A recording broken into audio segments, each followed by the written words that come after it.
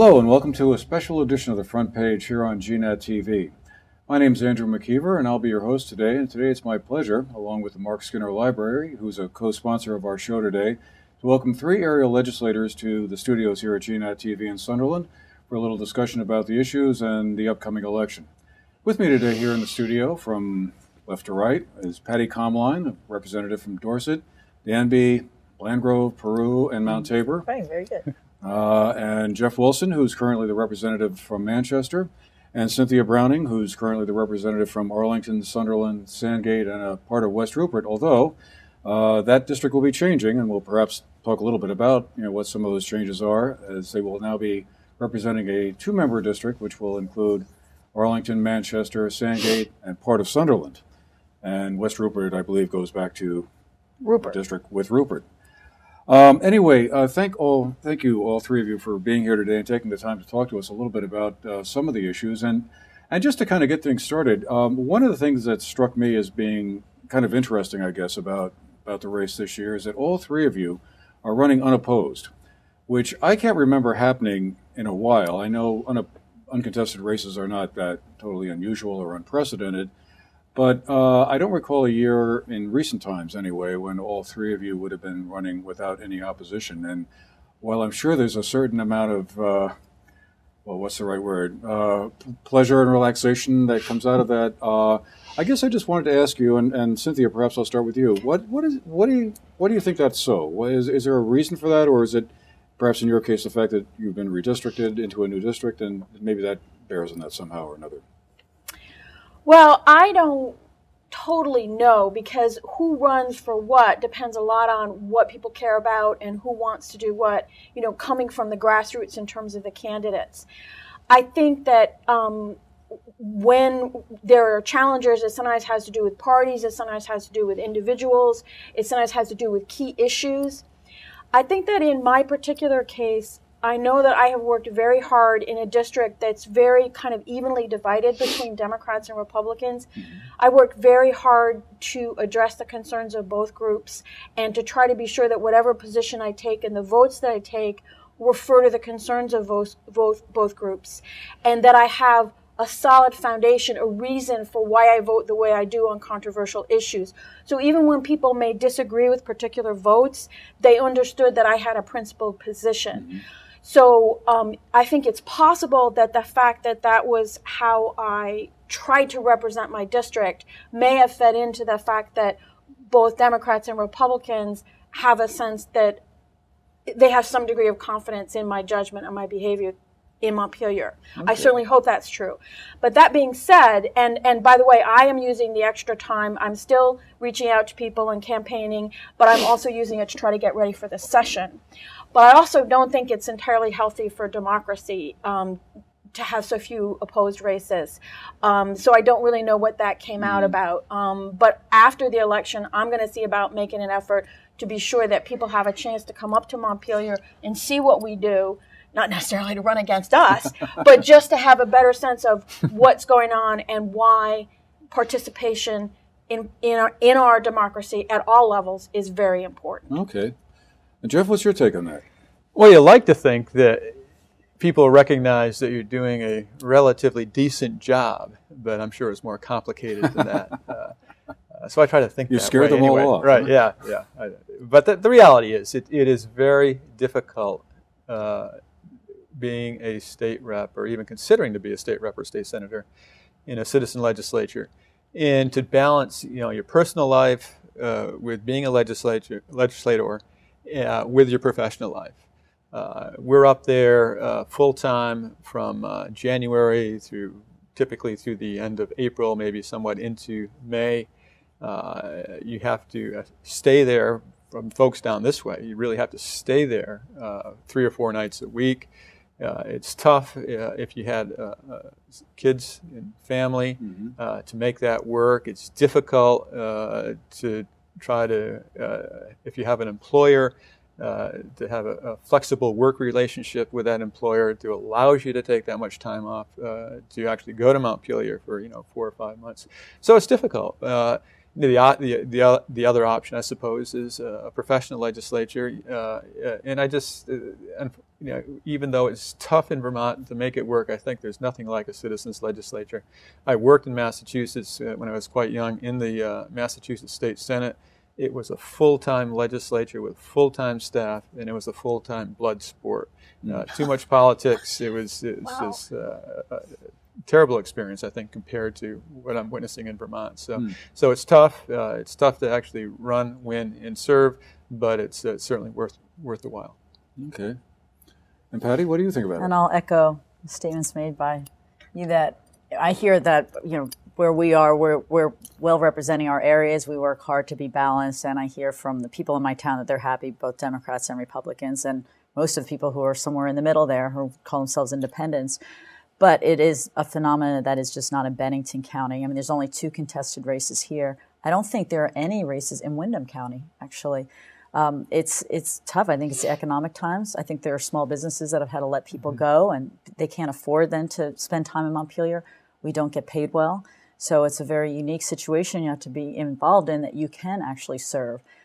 We don't have enough young people. We don't have enough business people up there. I mean, look at Oliver Olson, who's had to step away. As you're saying, when you have children and you're struggling business, we lost another young representative, relatively young, Adam Howard, who runs his own business, and he couldn't do it all in these times. So it's unfortunate, it really is, that we don't have more races and we don't have a more diverse group up in Montpelier. Well, you touched on a good point, because it struck me also that's a phenomenon, like you said, not just limited to around here or Bennington County, but right across the state. It seemed like there were many fewer contested races this time around than even was the case 2 years ago. Yeah. Well, anyway, we'll see what happens. But anyway, I guess barring some late-minute write-in campaign, all 3 of you will be representing this area up in Montpelier come next January, and we'll be probably having an opportunity to talk to you all again about what's going on then. But in the meantime, why don't we look ahead at what you all think might be some of the major issues that the legislature will be tackling come next January. And certainly in the gubernatorial campaign so far this year, one of the big issues has been the single-payer health care proposal that Governor Shumlin has advanced and was one of his major legislative accomplishments in this last term. What do each of you think about it? I mean, one of the questions, I guess, that's still been bandied about it is that the numbers aren't exact. No one really knows yet how it's going to be paid for, how much it's going to cost. Is it possible to kind of make a decision about whether or not it's a good idea or a bad idea before we have those figures in hand, or do we already know enough to make a decision? And again, Cynthia, I guess I'll start with you. Sure. I guess just to start out, I want to be sure that people understand that there are really 2 aspects to the process of healthcare reform and health insurance reform that we're doing. The first part is the health benefits exchange that we have to set up for the federal legislation. And we're going ahead and getting that set up. And that's required by the federal law, and that's separate from the quote-unquote single-payer government-run program. So I think it's very important to separate those things. Now, that being said, there are certain things about the way we're setting up the health benefits exchange that are sort of aiming towards the government-run program later that I think some people, including myself, object to. I feel as if we should go ahead and do the health benefits exchange, get those tax credits in place, see where we are before we even consider the single payer. But I did not win that argument in Montpelier. So right now, there's a sort of an implicit commitment that we're going to go to single payer if the legislature adopts a budget, adopts a financing system, if we get federal waivers, et cetera, et cetera, et cetera. And I think we're still looking towards 2017 before it's going into effect. So it's still years away. That, in fact, all of those problems, the fact that we don't have answers to those questions, were why I couldn't support it even in concept. I don't know what the answers to those questions are going to be. And nobody does. And I'm very nervous that we made any kind of promise of this universal coverage for everyone without having the details in place, because I think it could end up being an unfulfilled promise. I don't make promises like that unless I can back it up with the numbers. So there's a very heavy burden on the administration to start providing those figures and to provide them in an honest way so that they're not saying, well, we'll finance this with the savings from this, or, well, we'll just slide over the catamount money and finance, it has to be really clear and honest and sustainable.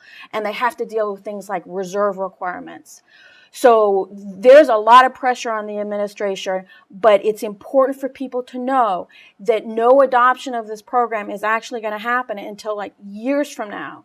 And yet we're having this continual debate with no numbers. And it's really kind of, what would one say, Kafkaesque or absurd or something? It really is. And to my mind, it confirms for me that my vote last year was correct, that you don't even vote to commit to a concept when you have so little information. Do the health benefits exchange, then see where you are and what you need to do next. Okay. Jeff? Yeah, my viewpoint is not that dissimilar to my new district mates, in the sense that I think the question is still wide open, and you can't come to a landing on that question until you get the details associated with program design and how we're going to pay for it. So at this stage, I'm open-minded, but I need to see the details. The devil is in the details. The Green Mountain Care Board is coming forward with finalizing program design. The administration has hired a consultant to look at the financing equation, and Ways and Means should be receiving that report in January as to recommendations associated with financing for single payer. So, I hope and pray we can come up with something better than the status quo, because the status quo is difficult for a lot of folks. And I think the Affordable Care Act that's been passed by the federal government is a step forward, but we're still missing the cost containment piece. And my hope is that single payer or something similar will get its arms around cost containment as well. But until I see the numbers, until I see the program design, and get a better handle on consequences, I can't endorse it, nor am I going to reject it this time. Okay. And I'm on the healthcare committee, so we're very much involved with the healthcare exchange, which is Obama's Affordable Care Act. And I'm very supportive of us moving forward with that, implementing that, taking a look at where we are with it. We've got to deal with it. That's the law of the land now. So it's going to go in place. It's some extreme changes. The legislature made it a little more, even more extreme than what Obama had planned. But put that in place now and see where we are before we go even further. And then we have to assess where we are with that. What drives me crazy in all of this is everyone keeps using the term single payer. Mm-hmm. And this healthcare, the Green Mountain Care Board, Anya Rader, who's the head of the Green Mountain Care Board that the governor has blessed, endorsed, and created, keeps saying we can't go to single payer in Vermont. That's not what we're doing. But see, it polls well. The term single payer polls well. And they have all agreed in our committee. The reason the governor continues to use the term is because the public likes the term. We can't do single payer in Vermont. We have Medicare, which is a federal program. We have Medicaid, which is a federal program. TRICARE, which is the military program. We have ERISA, which are these big companies like IBM that provide health care around the country. They're exempt from a single-payer system.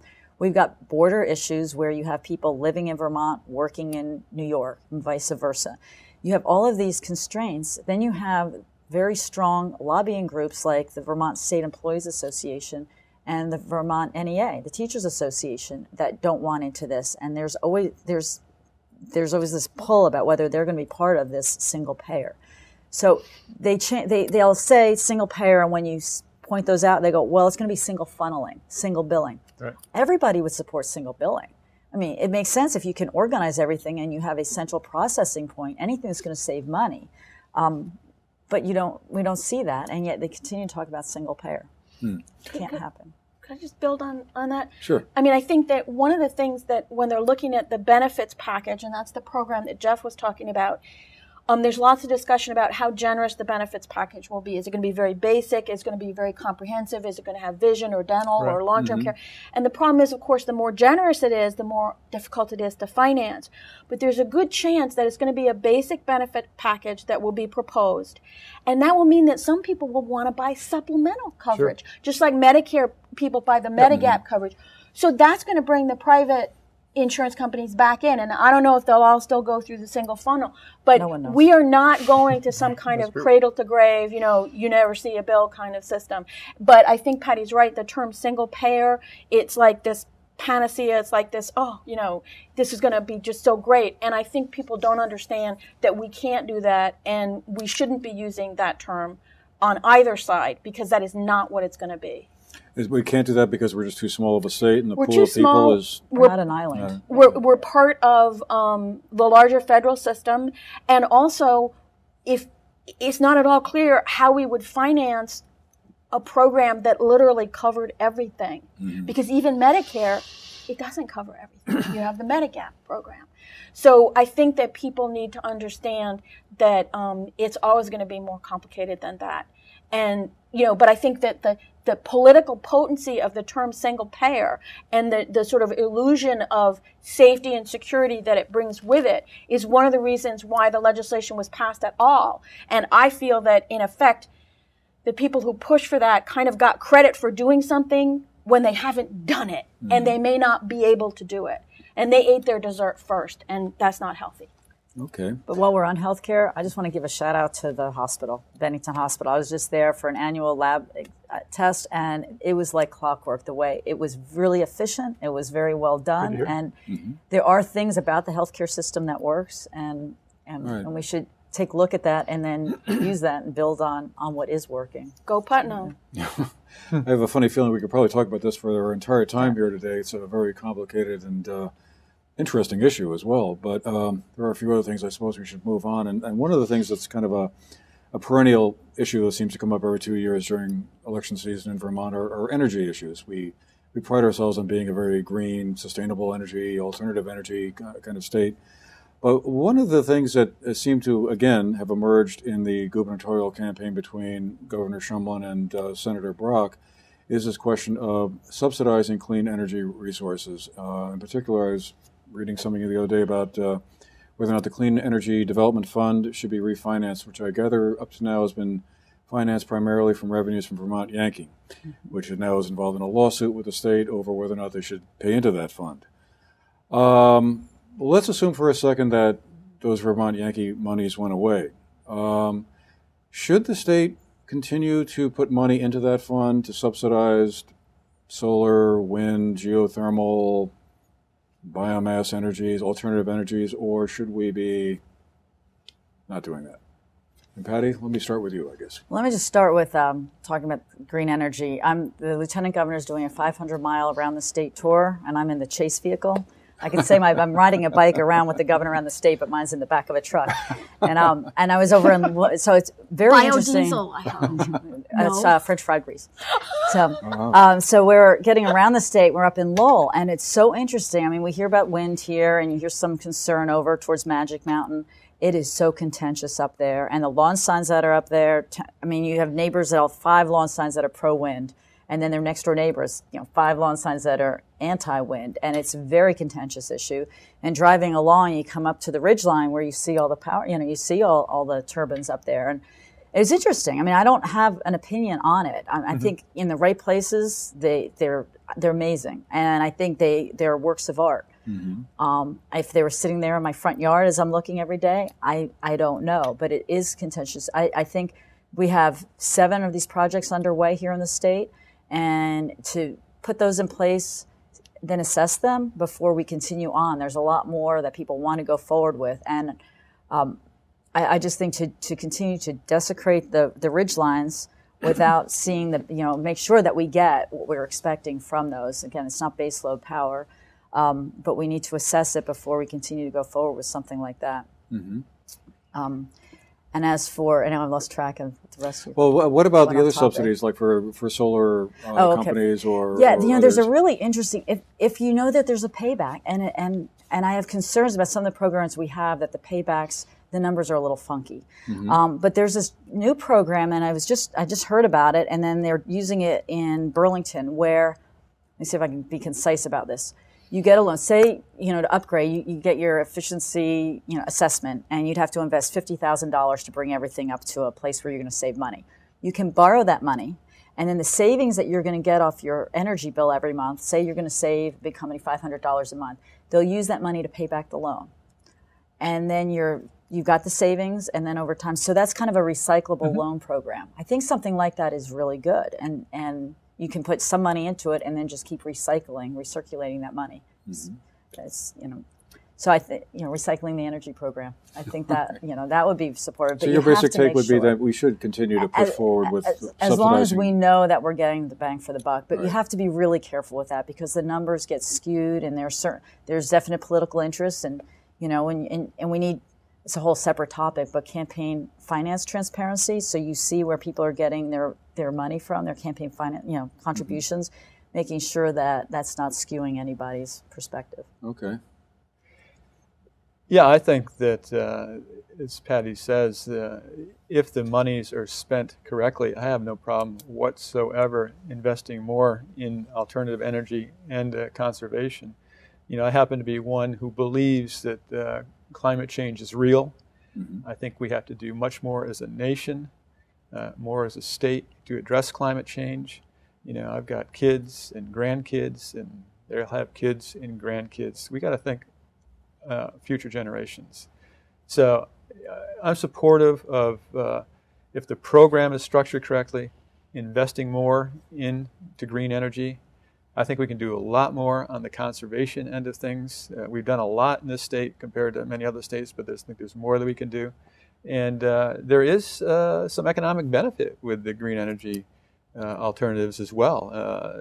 The governor, I hope this one's correct, has suggested that in some of his speeches, and I think I've seen this data replicated in the media, so it must be right, that Vermont has more green energy jobs in our state per capita than any other state in the nation. So that's a benefit. I think it's the wave of the future. I think we'd be foolish not to try to invest in alternative energy and do whatever we can to increase alternatives and also decrease consumption of fossil fuels. Well, I guess I would like to start out by saying that if we are going to subsidize any form of energy, I would like to have the subsidy as an item in the budget where it is transparent, accountable. We can see who's getting it. We can see how much is going into it. I don't like the use of tax credits or subsidies or all these like special little agencies that are out there that it's much harder to have it be accountable what's happening. So I don't know what's going to happen about the Yankee tax, the money that used to go in the Clean Energy Development Fund, but I like to have things really straightforward in the budget and not use little fuddly tax credits and things to finance. Has that been the case in the past? I think that there have been a lot of different tax credits and subsidies for different kind of program. I'm not entirely sure the Clean Energy Development Fund itself was really transparent from my viewing of it from the institutions committee in terms of who got the grants and how they got them and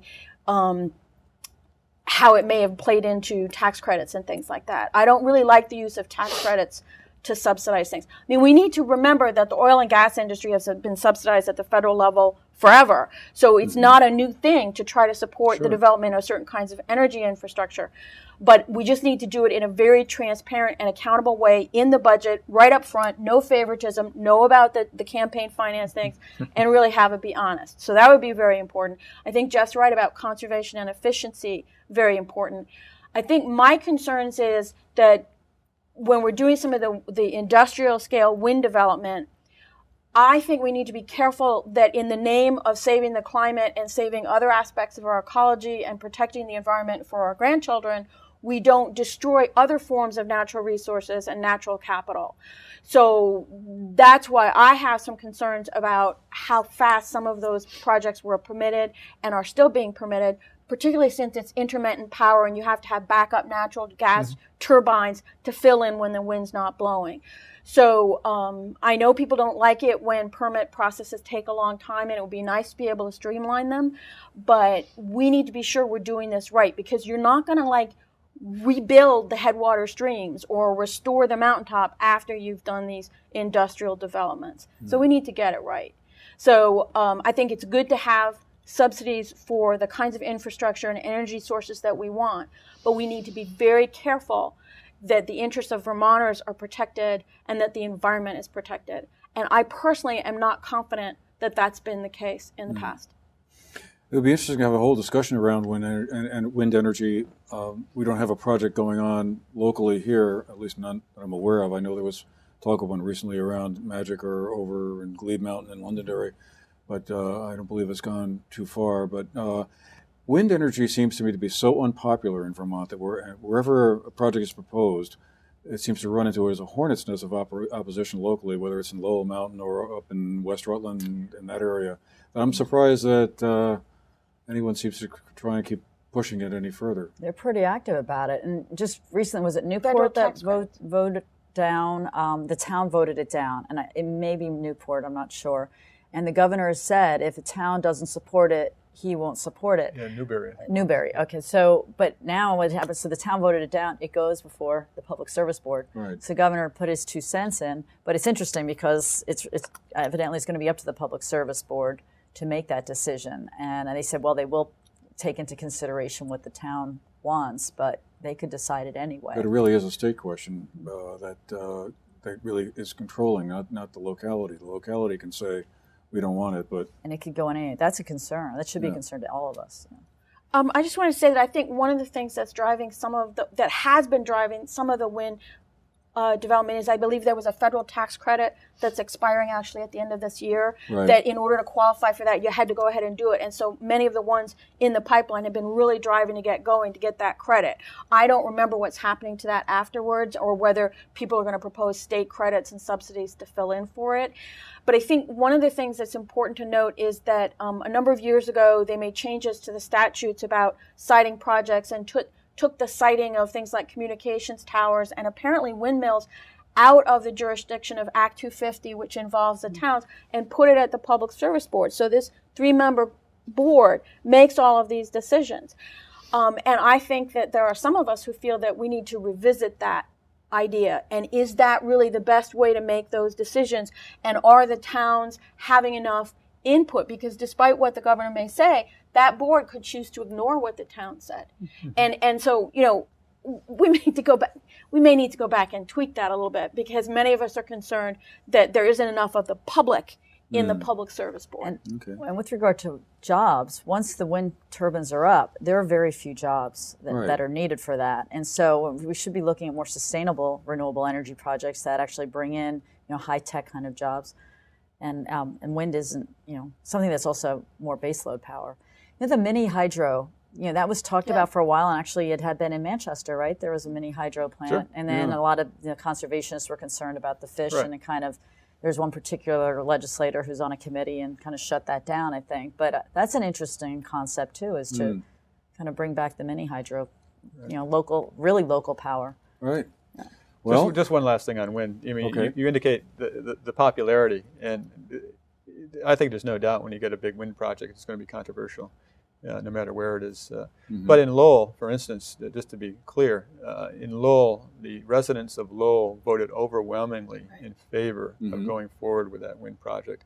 And most state polls that I've seen indicate that a vast majority of Vermonters favor wind. Now, they can change when it's in their backyard, right? And a lot of it's the surrounding communities. When we went through, it wasn't Lowell downtown, but it was the other communities that are looking up at it. That the town may support it, but Lowell got a lot of money. They got their property tax bill paid for several years down the road. You can see it from everywhere. That's not to love about that, but I guess to be continued, I suppose. Absolutely. We could talk about this for a long time. But I was thinking perhaps we should move along to the absorbing question and issue of taxes. And Jeff, since you're on the Ways and Means Committee, let me throw this one out to you first. A couple of years ago, the state had a commission, the Blue Ribbon Tax Commission, that came up with some interesting, at least they seemed interesting to me, proposals about reforming the state's tax code to. And this has also come up, I think, in the presidential election a little bit as well. Basically, the idea behind it is, in shorthand, to broaden the base and eliminate a lot of deductions so that you could kind of have a lower overall rate, but with fewer deductions and tax credits and whatnot, cluttering up the whole picture. Do you see any indication that the state legislature next year would be interested in looking at that? And then the kind of the ancillary follow-up question would be, along the lines of a state sales tax, do you foresee any sort of effort to maybe include services as part of the state sales tax as part of a lowering of the state sales tax rate?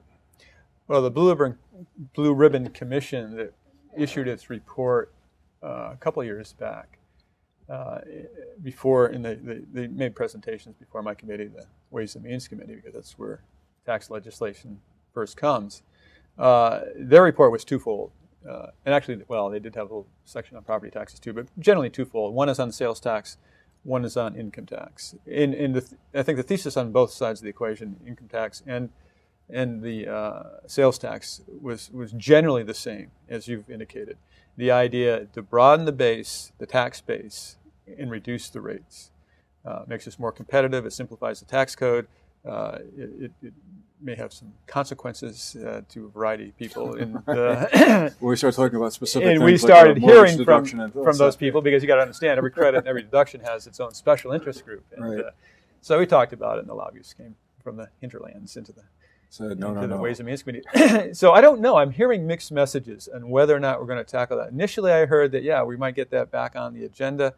It's difficult with any type of tax reform initiative because simply people disagree about the right way to go. Mm-hmm. And there are special interest groups who are wedded to tax credits for energy or tax deductions for mortgages or whatever.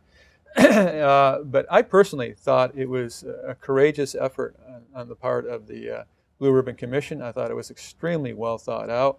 I'm not saying that I would embrace every dotted I or crossed T, but I was supportive of both of their recommendations vis-a-vis sales as well as income tax. I think one of the biggest problems we have is a political problem in that we're citizen legislators, we're not full-time legislators.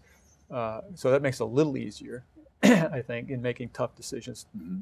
But the governor, the governorship in the state of Vermont is only a 2-year term. And I think that's an impediment to making tough, long-sighted initiatives, decisions, and being courageous politically. And it's not to say anything against Governor Sheldon or Governor Douglas or Cunin or whomever, but the problem is with a 2-year term, it's 1 year of doing this, that, and the other thing, and then the next year you're getting ready for re-election. I think you need a 4-year term to really move on some of these difficult reform initiatives, and I think taxation falls into that arena. Okay. Well, I think one of the things that people need to understand is that this idea of broadening the base by eliminating exemptions or deductions, it's always linked to lowering the rates. So if anybody's talking about extending the sales tax to services, it's always in the context of lowering the rates. No one's just going to think of charging 6% and everything. The idea with that particular reform was to be revenue neutral. What I see across all of the taxes, income tax, sales tax, and property tax, is there will be a group, an industry, a group or a category of people who feel my taxes are too high. I need an exemption. So they get an exemption. But guess what? That means that the rest of us have to pay more to get the same amount of tax revenue to finance the government. So then other people come in and they say, my taxes are too high. So and you can always say, there might be a reason why you should be exempted. So they get an exemption. And guess what? The tax rates have to go up because we need a certain amount of revenue. So you really need to understand that there's been a vicious cycle of more and more exemptions, more and more deductions, more and more credits, which result in rates going up and up and up, which means that the rest of us are just paying a lot. If you don't happen to have deductions or exemptions of some kind, you are paying a lot. So that's not right. And I think we need to unwind that. And I think that's part of what the Blue Ribbon Tax Reform Commission was trying to do. So I generally support that direction, although the devil is always in the details. But I would also link it to the budget, because we have this situation where whenever we have an economic downturn, everybody's like, oh my God, a recession, tax revenues drop. Oh my God, we got to cut the budget. It's like everybody's hysterical about it. This is foreseeable. We should be setting up our structural budget linked with the basic tax revenue we're going to get. And then when we happen to get extra, we do extra things. But we should be linking the budget to the tax system so that we reform the tax code and we reform the way we do the budget. And then we have a more sustainable path going forward. So, and this is important because when people start complaining about high taxes, they will also say spending is too high. You know, if you say, well, we need the tax revenue, they say you need to cut spending. You can't do these things in isolation. You need to do them together. You need to be looking at the tax code and the budget together. So I just made Jeff's job even harder. No, I'm going to be coming up with proposals along these lines because as an economist, this is what I studied. So I think there are ways that we can simplify and streamline and make both our tax system and our spending system more efficient, more effective, and more sustainable across the business cycle. But it's going to be a tall order because every time you try to change something, there's somebody who benefits from that. So you have to be able to make the case that if you make systemic changes, everybody benefits. So that's what I'll have to work on. Excellent. Okay. Look And forward Patti, to it. what do you think is going to be happening on that front? Well, but two things. One on the tax on services. Commercial went out from Vermonters First, criticizing Democrats for pushing this tax on services. And the Democratic Party came out and said, that's not true, we never said that. And then it came out. This is a very interesting article by Paul Hines in 7 days, kind of outlines this whole thing. And they spoke to the Speaker of the House who said, yeah, that was me. You know, we did talk about that. It was in a press conference. And he said, since then I pulled back. I don't think I have the support to be looking at taxing services. I believe that's what he said in that article. So that's where that stands now. I know that the Speaker was very supportive of the Blue Ribbon Tax Commission. He's been talking about that for a number of years, about a lot of the initiatives that were put in there. It's interesting that there was, you listen to the reports, and we kind of pulled away from taking any action on that. So I've got my hunch that's grounded in nothing other than me being there for 8 years, and that with this healthcare plan and talk about where we're going to get the money to pay, you know, where are these taxes, payroll tax, these things are thrown out there and then they're quelled and the governor says, no, not that. No, we're not going to go to that. My hunch is they may be thinking, let's wait before we do any big reform. And when you do this overhaul with, you know, taxing everything but lowering the rate, you can kind of obfuscate and can, you know, you can kind of make it a little harder for people to track down exactly how they're going to get hit on the tax lowering and a tax raise, and you can find money in there, in between there somewhere, and they may start looking at how they can use some money for the new health care plan. See, that's very interesting because that's why one of the reasons I thought we should do tax reform before we even get to financing healthcare. We should be clearing the decks. We should be getting everything totally transparent and accountable. But then before we do that. But I think you could be right. Because it'd be a lot easier to track how much money. No, I think you could be right. I don't know. That's not. There's no fact in that. But it just shows how important it is to really be clear about what you're proposing and how you're going to finance it. And obviously, that will be our job when we're up there to make sure that such is the case.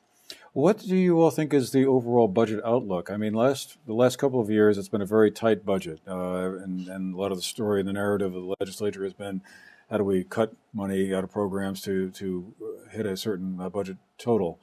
Is that going to be the case again next year, or are things beginning to ease up a little bit, or is there still like a lot of pressure to say, hey, we have to keep spending as low as possible because there's only a certain amount of taxing capacity in the state? And again, Jeff, I guess I'll go to you first. Do you think that the budgetary pressures are still as fierce as they have been? I think they're going to be a problem. I think there was a feeling last year that we might be over the hump, but revenues did not come in quite. They softened a little bit near the end of the fiscal year last year, and a lot of that has to do with macro issues. The national economy, the dragon, from Europe, and the global economy, and creating some problems on the revenue side of the equation. So you link that with a little softer revenues than anticipated. And the uncertainty at the federal level as to where we're going with the federal fiscal plan. Right now, Vermont and every other state relies, substantially on federal monies flowing in. But I think no matter if President Obama is reelected or if Governor Romney's elected, I think we're going to see a reduction. If it's not through sequestration, it's going to be through other planned cuts. Reduction in federal money. Right. Federal money. And that's going to be a problem for every state, and including the state of Vermont. And finally, we have this issue relative to FEMA apparently not, paying what some would suggest they promised to the state in reference to the state office facility in the state hospital, and what fiscal impacts that's going to have if they don't pay the full share, and there is a gap. That was around $100 million. Well, it was 120, I thought, 120? Yeah, or so. But I think we'll get some of that. The question is how much. Right. But you lump all that together, yeah, and I think it's going to be tough again. So I don't think we're over the hump. And in fact, next year conceivably could be worse than last year. And that, well, I won't even get to that one. I'll leave that one. I don't want to sound too negative. I'll leave it there. Would the rest of you share that outlook too, or? I would just want to say something related to the FEMA shortfall, because the financing of some of those projects was in the Institutions Committee, which is the committee on which I serve. And I don't know what promises were made between FEMA and the administration, but I know that in my committee, the FEMA representative, we always knew that you don't have FEMA money until you have FEMA money, that you have to go through the specification of all the projects, and everybody signs off on it all the way up and all the way back down. That's why the capital bill has a contingency plan that allows things to be moved around and allows us to finance things in other ways if the FEMA money is not available. So I always knew that we did not necessarily, the capital bill was almost like the best case scenario of getting FEMA money. So I wasn't surprised when it turned out we weren't getting it. Apparently other people hadn't understood it that way. But I think that going forward, in terms of the new state hospital in Berlin, or the question of what to do about Waterbury, I think that what we'll have to do is clear the capital bill of most of the other things that are usually in it. Like sometimes they're building a new state police barracks, or we have all these regular kinds of projects that we have in there, and we're going to have to clear those out, and we're going to just have to do the Irene recovery until we get that done. So some projects are going to have to wait. So I think it's really important that people realize that there is the capital bill that finances state buildings every year. The question is, how are those bonded dollars used? And it may mean that some projects that we would have liked to do sooner will have to be done later because we have the Irene recovery. So that's the way I see it. I also always felt that we should be doing things that were projects that were defined in such a way that if we were having to pay for it ourselves with taxpayer dollars, that would be what we would want to do. Instead of, like, I feel as if some of the projects got a little bit ambitious, energy efficient office of the future or whatever, because we're thinking we're going to pull in some federal money. Great if we pull in federal money, but we should be specifying projects that we think are necessary to serve Vermonters' needs and that we would be willing to pay for. And then federal money is all to the good. So for what it's worth, that's my take. Are there any outstanding post-Irene projects still left to take care of here in Bennington County that some of this FEMA money might be associated with? Oh yeah, Bennington's in the hole. Bennington, the town itself, is in a lot. Is in trouble. It's a world of hurt from the money they were expecting. The river work, yeah. Yeah, but I do think to go ahead and with projects go ahead, like we're going to get the FEMA money, or as the governor saying, we're going to move forward. Why would FEMA give us that money? If they're sitting there, they're going to have need for that money and say, well, if they're going on, obviously they don't need our money that much if they're going ahead moving forward. I think that's a big mistake. I think the chances of us getting FEMA money, if we're going to go and charge ahead, are a lot slimmer. I also think it's telling, and back to healthcare a minute, with regard to the exchange, we're going to be receiving, we're counting on $400 million a year over the next 2 years from the federal government. What I learned in the past 8 years in this job is when you give something to people, you never take it away. And so we're going to be subsidizing to a huge amount of money people's healthcare, and for 2 years. And then we think we're going to continue to get $400 million a year. Look what just happened with FEMA. Are we really even going to get it 2 years from now? And that's $400 million a year. You're referring here to the tax credits in the Affordable Care Act? Yes. Right.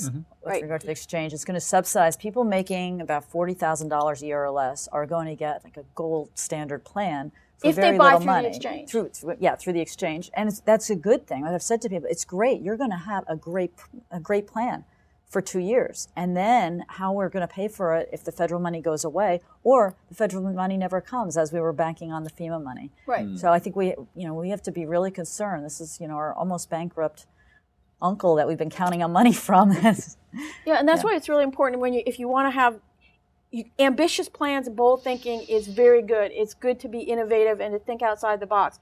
But in terms of actually doing it, you need to be sure that you have the financing lined up and it's sustainable.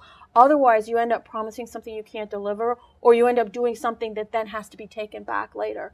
And so I would say that across the board, whether it's the energy or the healthcare or the FEMA, we need to be looking at things that way.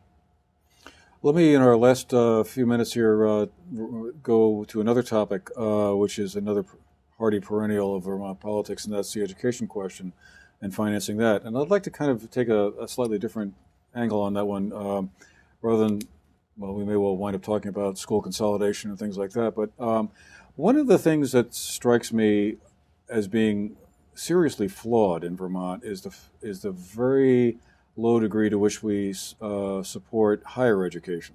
We hear an awful lot of talk about elementary schools, middle schools, high schools, and property taxes in connection with that. But Vermont is one of the lowest states in the country. I know we're in the bottom 5 in terms of the amount of money we put towards colleges and community colleges, UVM, Johnson State, Castleton. Do you think the time has arrived, as we want to talk about building the economy of the future in Vermont, which revolves a lot around, I keep on hearing, high tech and high skilled jobs that therefore imply highly qualified workers, which would imply college education of some degree, that the time has come to really begin to focus more on supporting our state colleges to a much greater extent than we have so far? And Cynthia, again, I'll start with you if I may. Well, I guess I would have to be sure that support actually would translate into the goal that you just articulated, which is, more science and math or more highly trained or highly educated people, because I'm not quite sure what more support for higher education, exactly how those are linked. Well, so, if you wanted to finance, rate, for instance, of a in-state student from Vermont who wants to go to UVM or an in-state college, so they wouldn't be paying out so much in tuition. Making it more financially affordable would be perhaps one way that money would be used. Okay, so in other words, you'd be talking about a program that would essentially subsidize attending higher education for individual Vermont students. I think that could certainly be something to look at, but again, we would have the question of with what money, and since we're not looking at extra money, what would we not finance in order to finance that? So, I think I certainly support higher education. I used to teach in college. But if we're going to think about more support for higher education, what are we doing less of? And how is that support for higher education going to actually translate into students getting a better education and getting better access to an education? So I think that's a very interesting proposal, and it might be something to look at. But I know on my committee, we actually give state bonded dollars, borrowed dollars, to UVM and to all the Castleton State College and Johnson State College, and they use them for capital improvements. So we do provide financing for the college campuses and for their capital expenses and buildings and labs and those kinds of things already in the capital bill. So you want to make sure you're not just looking at what's in the budget, because we also provide this other form of support as well. Okay. Yeah, I think in an ideal world, it'd be great to invest more and reduce tuition, but that requires a huge infusion of dollars. I just don't know where the money would come from. Mm-hmm. I mean, I think Vermont's approach to this has been essentially that, rely upon financial aid for Vermont students through VISAC or Pell Grants or who knows what. So those Vermont students benefit to some degree and help offset some of the cost, but it's a high bar. It's challenging, and college, whether it be public or private these days, is a huge expense. And I just don't know how we can bring it down with the relatively small tax base that we have without a substantial tax increase. Mm. I mean, I ask because college education, the cost of college education seems to be a big issue, certainly for families who have college-age kids, and it's a big problem. And we've heard an awful lot about, college debt and student loan debt being a real ticking time bomb going forward, and that it just seems like at some point or another it might be a question that we should be addressing in some way. I would flip and say absolutely not. I wouldn't give another dime to colleges. I think part of the problem with the escalated costs of college is the low interest loans. And when the kids had access to more money, the rate went up in the colleges. And no one, somehow academia has escaped criticism for the rate of the cost of these educations. And when your kids get out of school, can they get a job? The placement services don't care about your student once they're out of school because they're not getting that tuition money anymore. And I get really frustrated with all of these young people that are out now in the streets that can't get a job. And they're not, back 7 years ago, you could get away with majoring in history or film, like my son, and who now, is working high-tech film, right? Is now High-tech NYU, $250,000 in that education. 3.9 was his grade point average. There you go. And he sells popcorn in a movie theater. And, and he's not alone. He is not alone. Most of the population is in there. I had sympathy at first for the 1%, the people out there in the parks, because I understood until, you learn more about them. But these kids have these student loans, and they're paying these, and they have to take classes like, the history of, landscape architecture, or my son had to take the history of dance. That had nothing to do. And I had to pay $5,000 for him to take that class because I guess the teacher wanted to teach it. And I respect the Steve Jobs and the Bill Gates who went out there and said, take the classes that are going to help you with what you need to know and get out there. The degree now is questionable how much it's worth. I think the schools need to be accountable. At least he's working in the film industry now. Yeah, I know. So I have pretty strong opinions on this myself. But I think these schools need to be accountable for the amounts of money that they're spending, and that's a national issue. I got a history and poli-sci major. Well, I had an economics major, so I'm good. Yeah, right. Kids, yeah. But I mean, I think that Patti's raised a good question in terms of what's going on at the colleges and how productive are the professors, because particularly when you get to some of the more highly rated schools, they're not even teaching that much because they're rewarded for research. They don't even want to be teaching.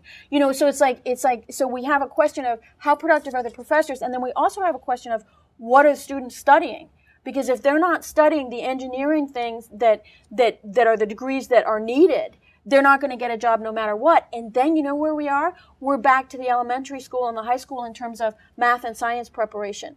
And that if we're not doing those things, and if the students aren't learning those and then choosing to take those kinds of technical courses, they're not going to be ready.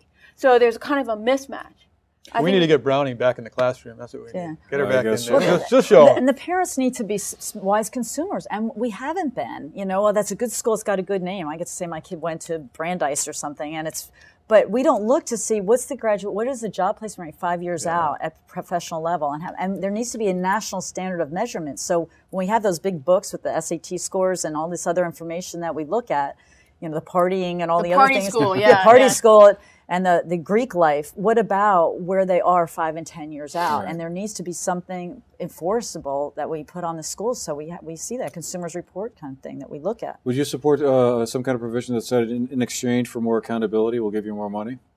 Absolutely, yes. Yeah. Or at least think about giving you more money. Right. I like that idea. Okay. Real quickly, property taxes going up this year?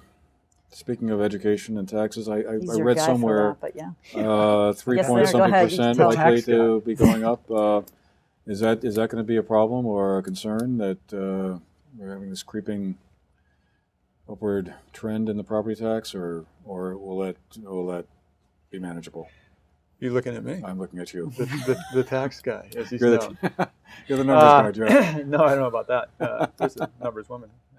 But yeah, it's going to be a problem. Yeah. And when I say it's going to be a problem, the statewide property tax for the next fiscal year, FY14, or FY13, is going to be a big problem because what we've seen, and much of it's due to the recession and the housing problems that haven't impacted the state as much as others, but it has indeed impacted Vermont, is a reduction in the values, which means a lowering of the tax base. Expenditures are still going up. Last year, very few schools voted down their budgets and expenditures went up. So the preliminary estimates are that the statewide property tax may go up as much as 5 or 6 cents. Now, there might be some mitigation along the way. Some of the assumptions may change over the next few months. But I think it's a problem, and I don't think we've ever seen a tax increase potentially as high as that one since the advent of Act 60. And because we've never seen the drop in the property values hitting home at this point, coupled with increased in expenditures. So yeah, I think it's going to be a rude awakening for a lot of folks, and I'll get to deal with that one as well. I think that it's important to see that even if we held spending exactly the same, if the tax base is dropping, the rate has to come up. Right. Unfortunately, the spending is still going up. I still think that the small number of teachers in the state that actually froze their compensation for a couple of years, including Arlington, deserve a lot of credit, and I think we need to see that kind of restraint going forward because we are not out of the woods with this recession. But I would also say that I would include the education tax fund and the property tax in what I'm looking at in terms of tax reform, because I think what's happening in the recession is the strains in that system with income sensitivity, current use, the drop in the tax. I think it's pulling apart. And also the state did short the education fund over the last couple of years. They didn't transfer last year. The transfer of general fund money into the ed fund was less than it might have been by if the $27 million or so. right, Yeah. and so Which is and almost so, 3 cents. Right, of it's that 3 money. cents, and so I think, and I have not given up trying to go back and get Get that money back. Yeah. Patty, you get the last word. Well, and then- I was going to bring that up. Is almost 3 cents of that money is coming from it. There was a short change of the ed fund, and also, I mean, during Challenge for Change, they talked about everybody lower your school budgets to save 23 million statewide. But there was nothing to force them. So anybody who did it was kind of penalized. Right. Yeah. Actually, the rates went up by 2%. So, it's going to be tough. And yeah, it's going to be 5 or 6 cents, even if schools flat fund their budgets. It's going up. Okay. Well, I guess if we were to continue this discussion, we'll have to go around the corner and get Dan French out of his office and have him join us here. I in the think Hey, studio there you go. and give us more enlightenment then. But I guess we'll have to leave it at that for now. And I just wanted to thank all three of you for being here today, taking the time out of your day to share your thinking about these and other subjects with us. Patti Komline, representative from Dorset, Danby, Landgrove, Peru, and Mount Tabor. Jeff Wilson from Manchester. Cynthia Browning from Arlington, Sunderland, Sandgate, and West Rupert, but soon to be together in one district. And thank all of you for watching. This has been the front page on GNAT TV here in Sunderland. And we also want to, again, thank the Mark Skinner Library for being our sponsor. And you can go to their website at markskinnerlibrary.org or go to their building in Manchester Village. And thanks again for watching. And we'll be back again next time. Have a great day.